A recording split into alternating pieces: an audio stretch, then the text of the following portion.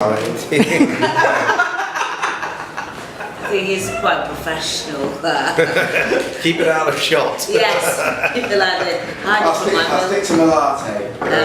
Milk thistle. Welcome back to DidsburyFM.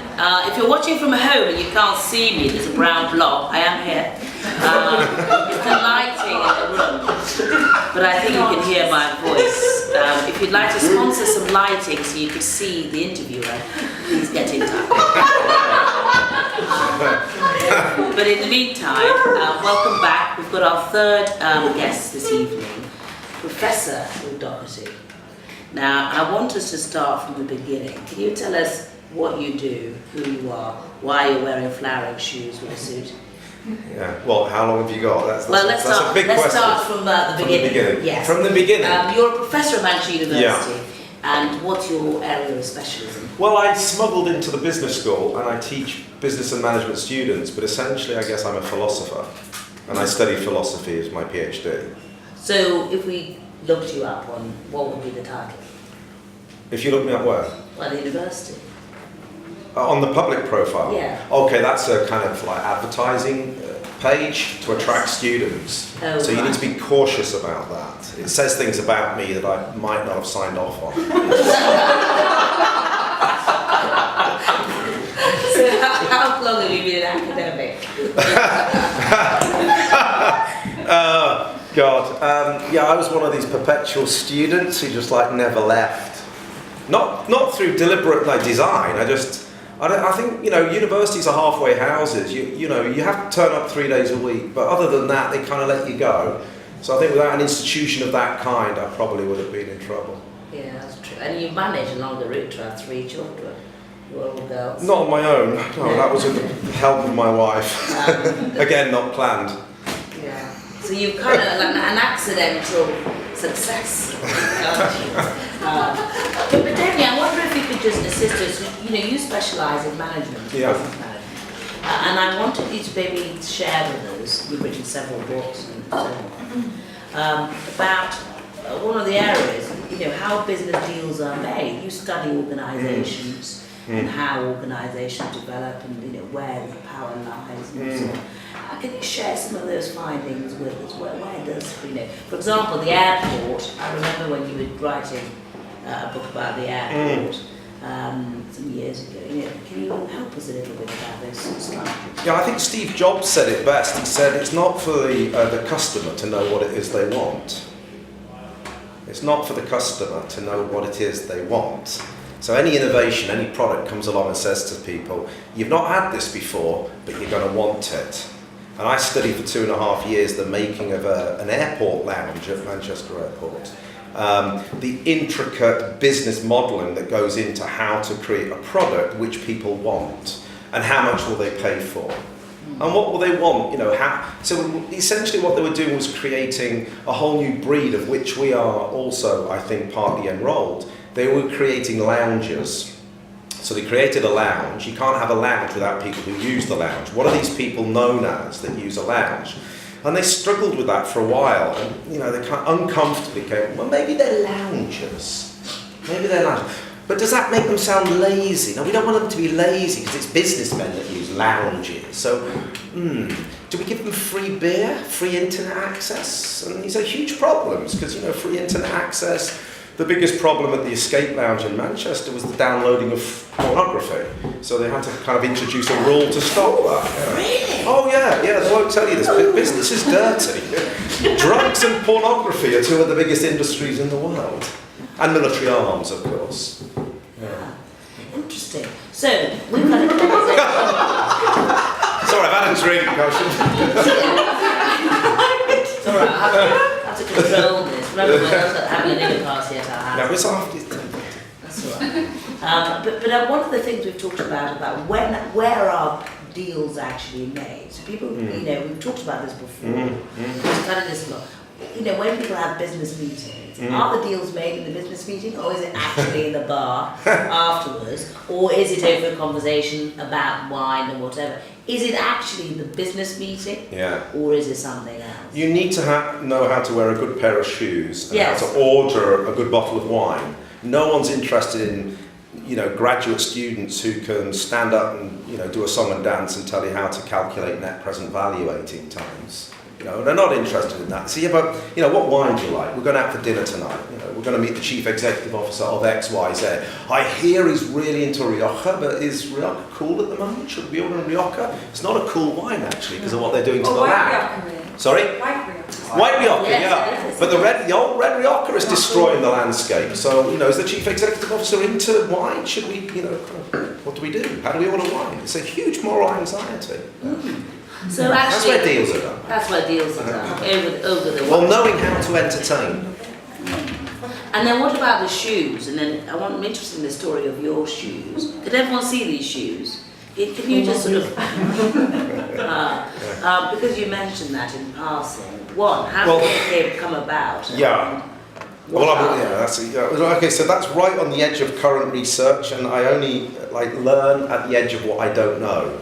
But I'm just turning to becoming interested in shoes. I think partly because it's okay now for men to like shoes as well. I think when my father was growing up, it was just a pair of brogues, and casuals for the weekend. There didn't seem to be a lot of anxiety around, what shoes to wear at what occasion, and I'm wondering, there is a business dress, right? How to dress appropriately for a business event, and you learn that partly through osmosis, partly through copying, looking, socialised into the world of business. But then people want to make a move on the convention as well. So but they're subtle, right? I learned this actually through a quantity surveyor's annual dinner in Manchester, which is 300 people in the town hall, and there's some kind of horse training going on as to where people sit, because they want to be sitting next to the people who are the prospective clients. There's a lot of jockeying going on there. But then it's very male. We talked about gender earlier on, which I think is touches on. I'll come back to the shoes, but gender is really important here. Most quantity surveyors are men, business men, and the way they do business at this annual dinner was that they got very drunk on very inappropriate drinks, and they told jokes. But each joke that was told, the next one had to up the ante a little bit. You had to get a bit more lewd or lascivious in your joke telling. But there was a kind of limit. You couldn't go too far too soon, otherwise, no one would laugh. Yeah. And it was this carefully calculated, calibrated, orchestrated event in many ways. Fascinating to watch. I just drank sparkling water because I was researching. Because so I then extended this thinking, well, if it's joke telling, what other things are going on in terms of signalling symbolically that you're kind of with the crowd, the community, but you're kind of outside it, an innovator, an entrepreneur, a bit leery maybe. So kind of like the flashy ties, that would be one thing, or the cufflinks. Or the watch. The watch is very important in corporate boardrooms. You can see power moves being made when people, I don't wear a watch. I study, no. But people have these kind of big chunky pieces of jewellery hanging off their wrists, and they show them to each other. And you can tell the pecking order depending on the watch that they're showing. Yeah. Tag Heuer is a very big corporate watch. Have you seen the adverts for Tag Heuer? Yeah, they're usually men who... Mountaineers, skiers, not people sat in a boardroom. No. But that watch comes out, And you're saying Tim got one. but Tim's a mechanic. So interesting. So how, if you're a woman, you're the wrong gender for these situations, how would a woman do business in that sort of environment? One of the most interesting things I ever read was in the 60s, a sociologist in America who was very marginal to the mainstream of the movements wrote a paper, How to Become a Woman. This was before trans had really become a major mainstream issue. But in 1967 this paper was published, and it was about a transitional individual called Agnes. And how did Agnes learn to become a woman? Well, she was acutely sensitive and observant of posture, how a woman negotiates in a conversation, how she allows to be mansplained. It's polite ways of being allowed to be mansplained. Very subtle, complicated gender dynamics going on. So I think it's remarkable, the success story we heard earlier, how women become operators in business. They're much more acute observers of power, dress, codes, social codes, and they have to both understand them, embody them. So a lot of the codes are implicit. Like if you say good morning to me, I say good morning. You know, there's an implicit code of reciprocity, right? But I think women in business both embody, and not a lot of it is made explicit as well, but they have to make enough of it explicit to know how they can make the move on that prevailing, still patriarchal, male-dominated business world we live in. So it's, I mean, women teach me my philosophy. Yes, I've taught you well, dear. But joking aside, to negotiate in those environments, it is very hard for women. You know, how does one learn then those skills? How does one learn? I think people will learn in many ways, and different. A lot of it is intuitive. We heard the notion of like reason and ideas earlier. You know, reaching the best idea. But I mean, I've come to realise that there are many different forms of reason. There is legal reasoning, there's medical reasoning, there's philosophical reasoning. There are different modes in which reason is conducted, and it's very difficult to turn that into a simple hierarchy. You've got the best at the top, and then there's something that's not so good in its reasoning. Children reason in a different way. There's dream logic, dream reasoning. All these things, just as by way of answering your question about how it is we learn, I think we learn in very different ways. My learning happens when I don't know what I'm doing.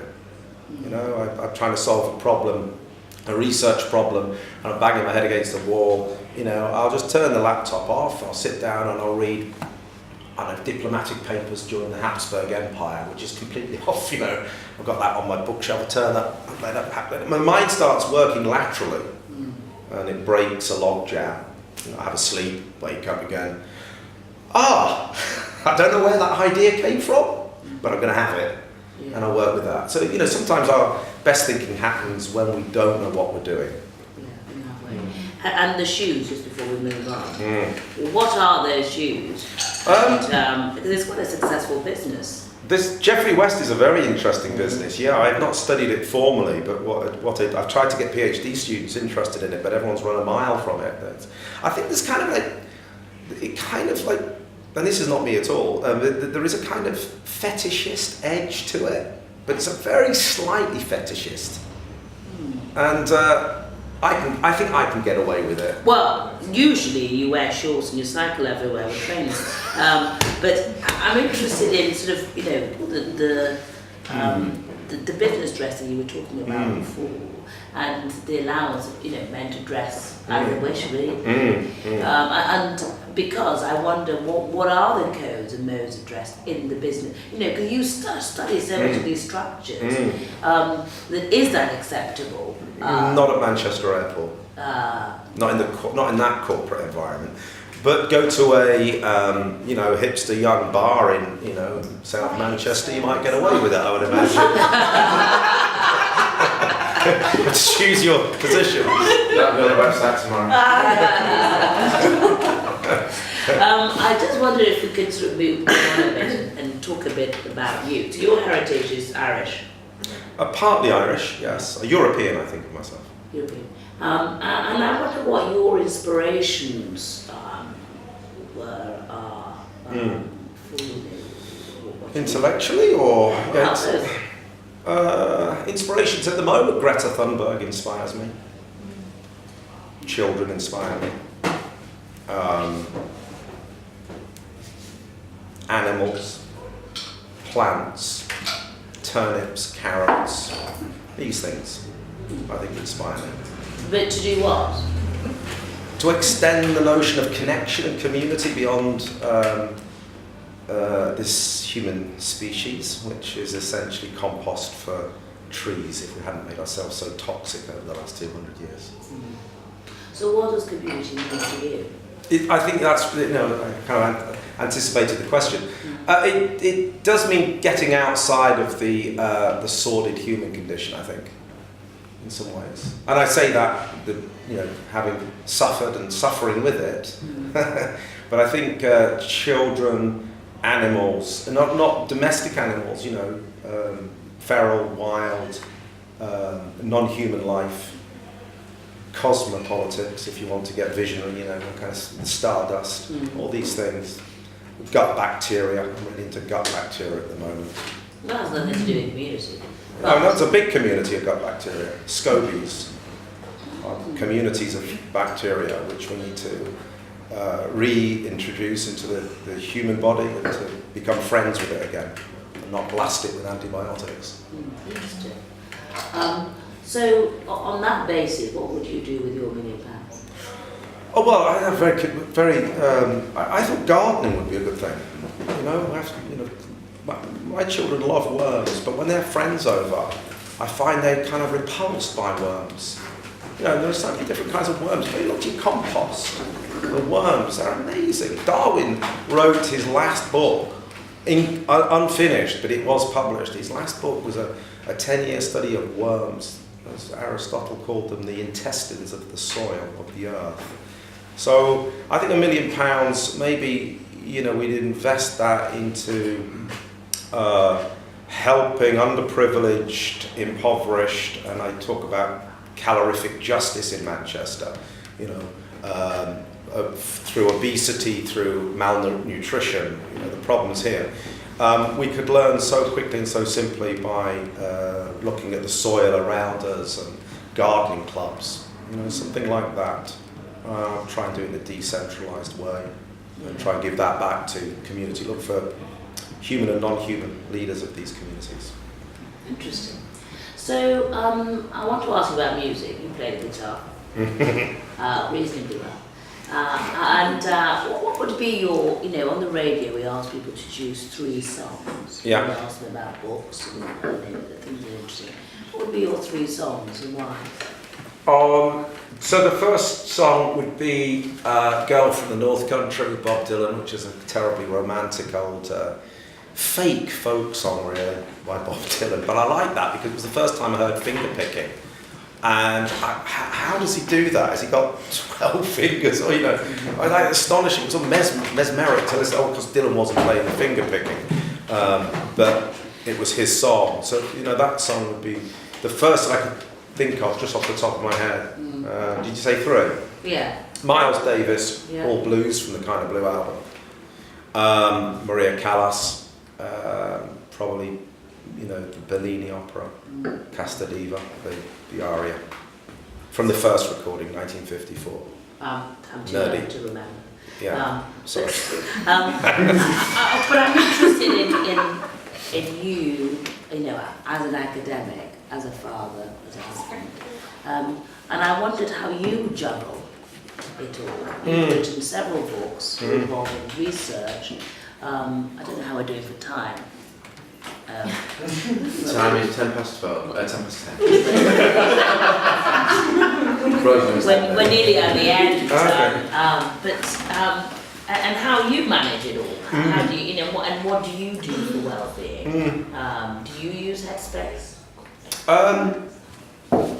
10 years of postdoctoral work at the Tavistock Clinic, working in group psychodynamics, is helpful, and I have to think about that. Why were you doing that? Why? Most people that do a PhD have a period of mental instability that can border on health, and I wanted to understand that, make it an object of analysis and not, as we all do, not just suffer from it. So yeah, I got into the TAVI down in London and 10 years of postdoctoral work there, alongside teaching as well. I did that part-time. I did Zazen as well, which people will be familiar with, kind of Buddhist technique, silent meditation, staring at a wall. 15 years. I don't find time to do it now, but then, the object of meditation could be the child or could be the argument that's brewing. These things, Well, finding time to stare at a wall. Yeah, well, I used to do it for 2.5 hours. Can we have a round of applause, please?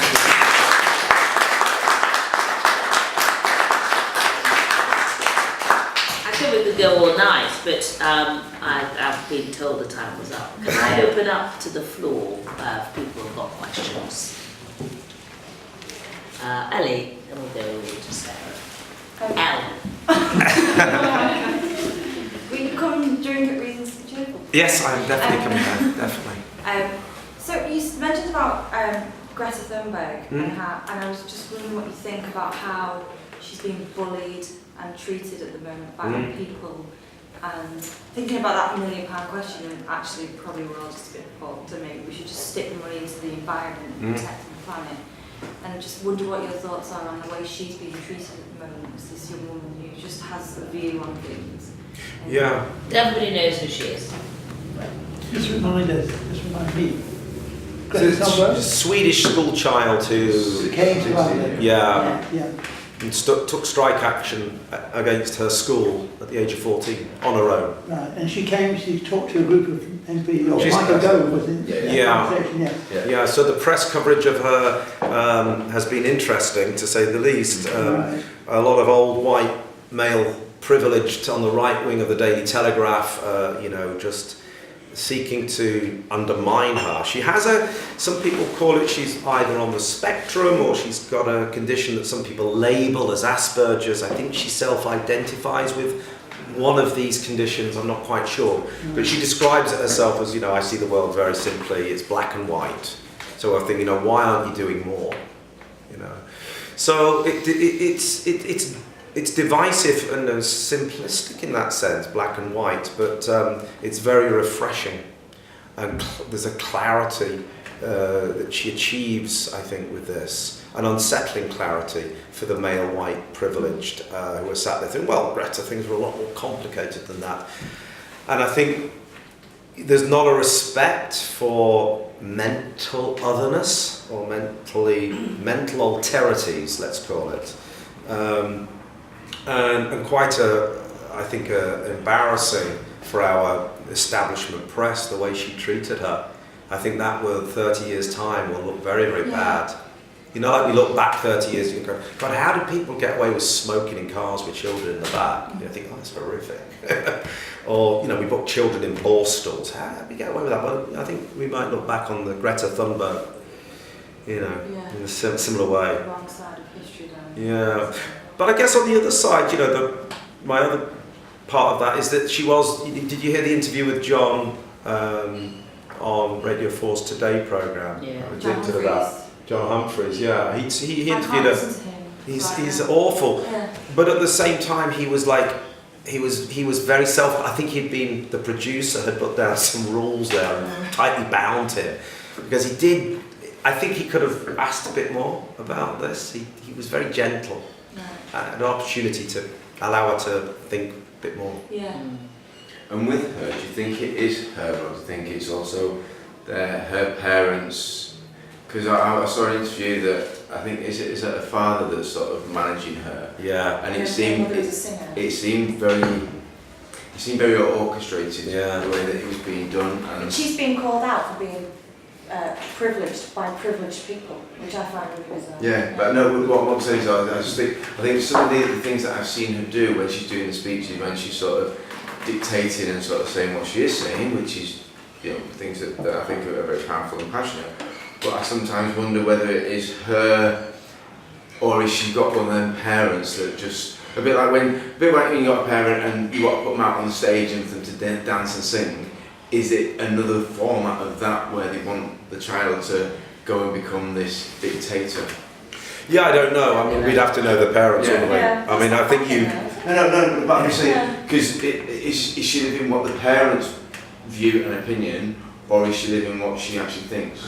As someone who's being put in, because she's now being put in the spotlight, the parents aren't, so overall it'll be her that has to, in a few years' time, have to deal with the consequences. Or I don't think that. Right. I think the Swedes are very liberal, and I think they quite happily let their children formulate views, and they just support those views.